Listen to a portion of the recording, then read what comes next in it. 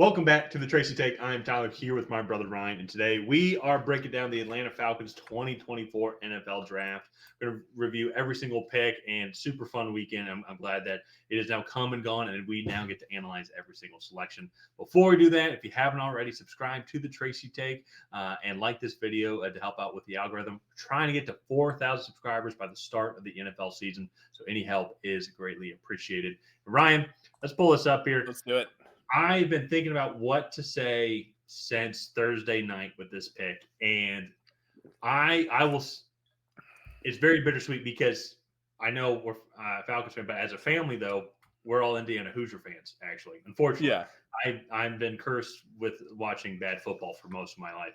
But Michael Penix, when he was at IU, made it a lot of fun to watch. Yeah. We actually felt like we could win 6 games in a season and go to a bowl game.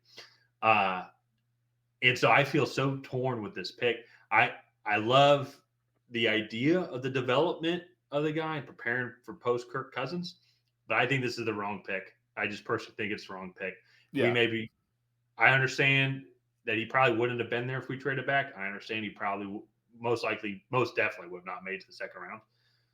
But I think if you go with Rome Odunze, he both helps you win right now, but then also prepares you for the future when you go and get a quarterback in next year's draft class within a young first round, and have it be in something similar to where it's a late 8 or late teen or early teens. Do something that Kansas City did, and you trade all the way up. That's very armchair quarterback of me to say. Obviously, Yeah. Terry Fontenot, Raheem Morris, they are all much smarter when it comes to football IQ. It's going to be a lot of fun to watch Michael Penix, and I will gladly cheer for him. And you're welcome on the podcast anytime. I would love to interview you. But I just feel in the moment though, and I've thought about it a lot.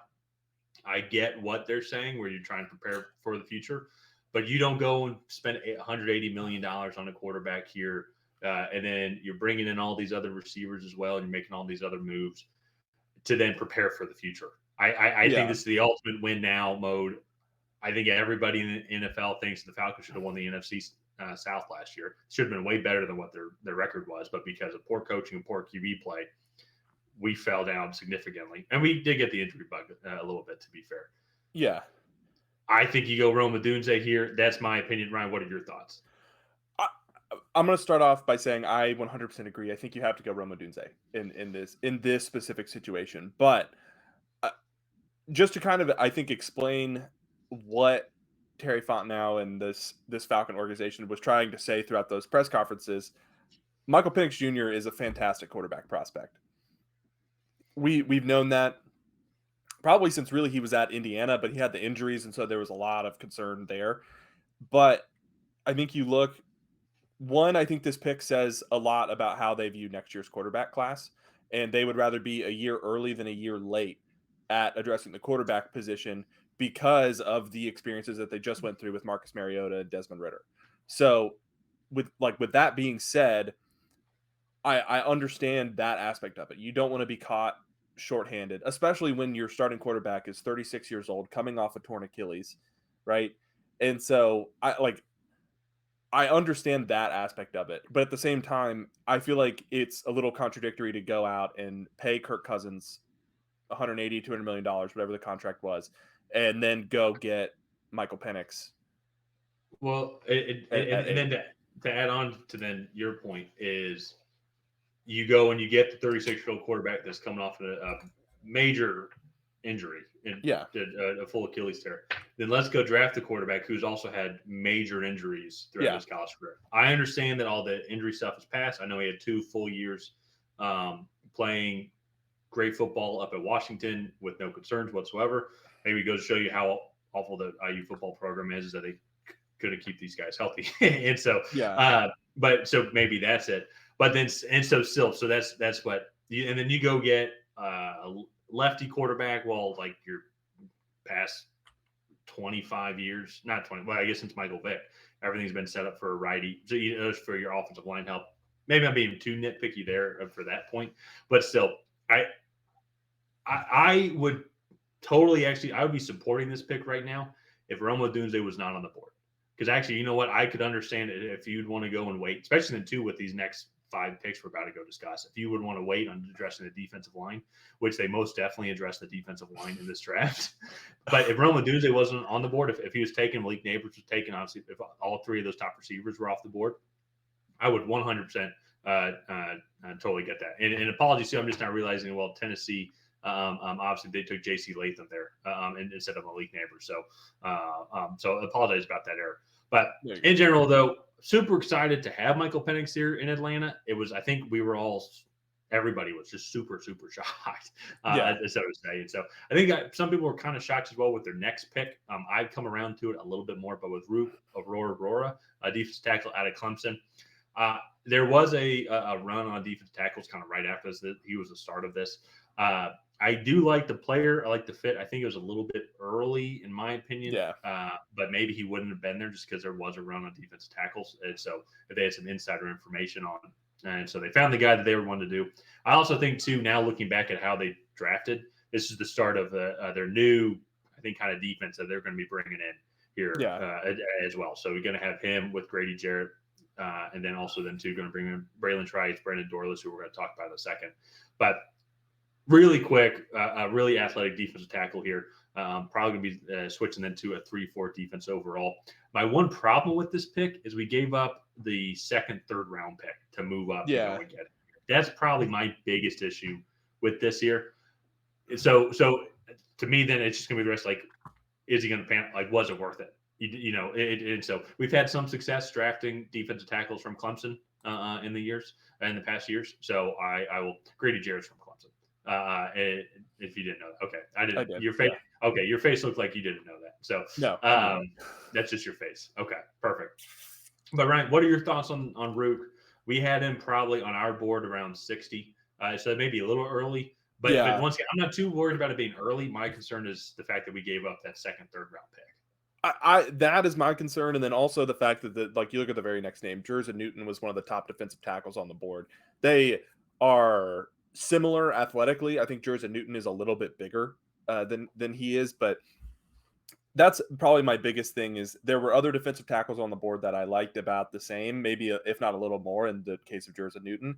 And then you give up that second, third round pick as well that I think you guys definitely could have used, because this was a really deep draft class. And I think we saw even at the beginning of day 3, like there were people that were going to come in and probably start for their organization right away. So I just thought it was slightly early, but I don't know. That was it. It was another spot where I was like, okay, maybe they could go corner because a couple of the corners had fallen down. Maybe they could go after like one of the left tackles that made it out of the first round because Jake Matthews is getting older, right? Like I felt like there were a lot of different ways that they could go, and I just didn't necessarily feel like this was the proper move for the organization. Yeah, well, see that's where it's trust Terry, trust Raheem, and them being aggressive with these picks. So they had the extra third round pick. I'm glad we still had a third round pick. Who I did like this player that we got in the third round here, Braylon Trice, edge rusher out of Washington. Beginning of our mocks, he was a first round pick, and I think nothing really against the player, but I think a lot of players just surpassed him, which is why he ended up falling here. But I like the player a lot. I'm curious kind of with the overall, looks like transition the defense is heading, kind of where he's going to fit. So his development will be very interesting, because they also then drafted Zach Harrison in last year's draft as well, who seem like they'll be competing for time, so maybe they'll rotate in and out. But Ryan, what are your thoughts on Braylon Trice here? Yeah, I really like Braylon Trice. He's not the most productive guy, so he's not going to be the double-digit sack guy, but he's going to have probably a really high pressure rate. He has one of the best bull rushes in this class. He's a very strong guy, stout run defender as well at the edge position. Unique because when he was at Washington, he was like 6'5", 275, I believe. But when he weighed in at the combine, he'd lost like 30 pounds and actually ran, I believe, like in like the 4.6s, like a really fast 40 for an edge rusher. And so he's a really good athlete. He lost a lot of weight. And I think that was part of the reason why maybe he started to fall, was I think teams were concerned that like the weight cut would affect his play style. So, because he could at the NFL level, he could get thrown around a little bit, but I think he'll probably add a good bit of that weight back on and then just be kind of this strong side outside linebacker that is really solid at setting the edge and can still get after the quarterback. So this so far has been my favorite pick. I just like the fit there as well. So I think for a lot of us, we could say it's pretty easy to add on 20 pounds. So I think Braylon Trice, that's his biggest flaw. Not the way that he's going to try to do it. Yeah, nobody's perfect. So details. But let's move on now. They did end up having 5 picks in day 3, so I ended up going Brandon Dorless, JD Bertrand as well. I like both these picks. I think these are honestly going to be good value as well. Double dipping in the defensive tackle spot and triple dipping even a little bit later. But I like Brandon Dorless as well. It looks like that's just the direction that they're going to be going. Also, too, probably preparing for post Grady Jarrett. I think wouldn't be surprised if this is Grady Jarrett's last season as a Falcon, unless if he just has an absolutely killer of a season. But I also think too as well, they're trying to address that defensive line, trying to get a much more stout, and they didn't end up addressing the secondary. But it's kind of one of the things that we talked about as well is we've seen a lot of these teams have great front sevens, and honestly on paper horrible secondaries. But because their front seven's so good, it's kind of the secondary flaws don't really come up nearly as much. So I think you go get Brandon Dorless, JD Bertrand there. Both those guys come in at minimum, just provide good depth and can develop these guys.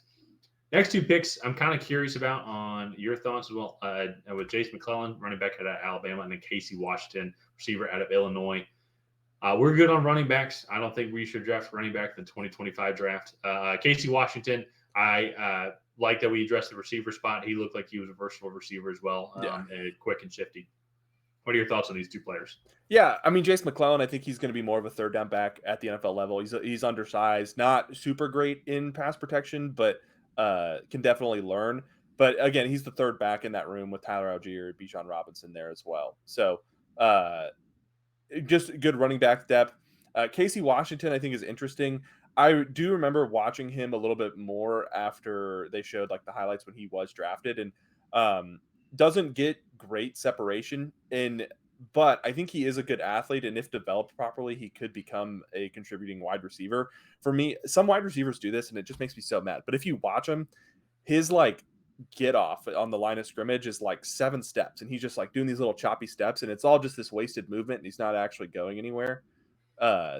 But if you turn that into like one cut go, and he still can keep the quick feet, like that is where I think you get the development where this guy can be an actual contributing wide receiver that you find later on. He just needs that work on the front end. So he has good hands. He's good in contested catch situations as well. Just not going to be the separator right off the bat. So and then the final pick here, Zion Logue. I think just to kind of support your argument that they're going to go to a 3-4 style defense, Zion Logue, 6'6", 315, going to be a nose tackle or kind of play around the center there as well. And then you have some undersized defensive tackles in Brandon Dorless and Ruka Rororo. And I don't know if Grady Jarrett is considered undersized, like if he's under 300 pounds or not. But again, play opposite or alongside Zion. I don't really care. Grady Jarrett's just awesome. He can weigh whatever he wants. Yeah, you know what you're doing. Yeah, no, exactly. Yeah. So, but that for me, I think, like all in all, I have mixed feelings about this draft because I like the players, but I just kind of look at it and I was like, just doesn't make sense. I think that's a good segue to our grades. And so Ryan and I, we grade. And I think actually for both of us, this was the lowest grade of any of the teams for the Falcons.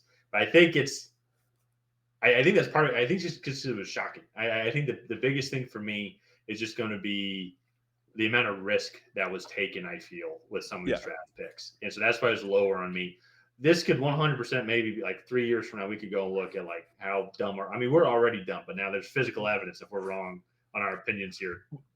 But I think just the risk of taking Michael Penix over Roma Dunze, taking Aurora over Joseph Newton, and giving up your second, third round pick for that, not addressing the secondary at all, not addressing receiving room until the 6th round, addressing the running back room, which we just did at an 8th overall pick last year, on a guy. Now I'm not like running backs are important. Jace McClellan was a great running back in Alabama, and so I'm not saying he's a bad player, but that's where I'm just curious on you do just the movement. I will say, I think Terry, he's absolutely taking best player available to heart. Yeah. Like if he's the best player available on their board, we're going to go for it. And so makes me remember for next year's mock draft, like I will absolutely double dip if there's a player that I like in our mock drafts. I think the Yeah. Falcons would take. But General Ryan, you went with the D. I think yours were a little bit more critical, Yeah. but still the worst out of your teams. Correct. Yeah. And again, like I really liked Michael Penix Jr. I liked Ruka Rororo as like a late third round, like fourth round kind of guy, like just because he is that undersized defensive tackle. But like I can see the image that they're trying to go to, but at the same time, it's like it just kind of it kind of contradicted a little bit of what they did like already this offseason. And so I think Well, part of that is just having a new staff and whatnot. But Well, and I think that's the thing to me when I look back at my grade is I look at it as like, how is this draft going to help the team out now? now, There's yeah, only a few picks that I feel confident that can help the team out now. When the messaging was, at least, and I don't want to speak for all Falcons fans, but the messaging was this is a win, like we are in a win now mode. Like we go get Kirk yeah, Cousins, we go write a fat check to Kirk Cousins, bring him in. We go bring in Darnell Mooney. We go bring in all of these guys. But then we go get our quarterback for the future in the first pick. Then we go give up even more draft yeah, capital and a super deep receiving class that we could go and get even more guys or secondary, like, and not just secondary at all. I think that was one of the other clear weaknesses was getting a number 2 yeah, cornerback as well. So I think that's where, to me, I'll gladly, when we win the Super Bowl, I'll gladly move this draft class up to an A++. yeah, exactly. But I don't know. We'll just have to see. I think this draft was definitely a play for the long haul. So let's go ahead and wrap this one up here. If you guys have not already, please go ahead and like and subscribe. Leave a comment down below on what you thought of the Atlanta Falcons 2024 draft. Did you love it? Did you hate it? What would you have done differently? And on that, we'll see you guys